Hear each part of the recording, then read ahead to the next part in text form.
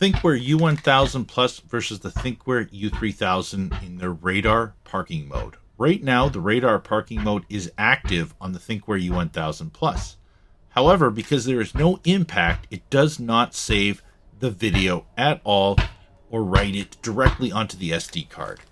Now here you're going to see the control cam is on down below, and we come in there and there is an impact. And because there is an impact, it actually saves the video directly in the event file folder of the Thinkware U1000 Plus.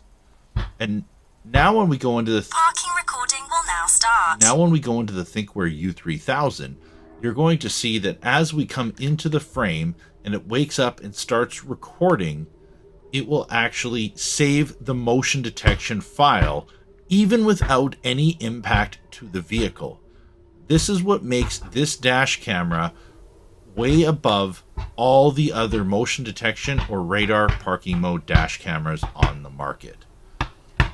And then when we actually end up putting an impact in the radar parking mode, it will then take that and also save that in the parking incident folder as well as the motion detection folder for the Thinkware U3000. And that is why the Thinkware U3000 is the most advanced parking mode dash cam available on the market today.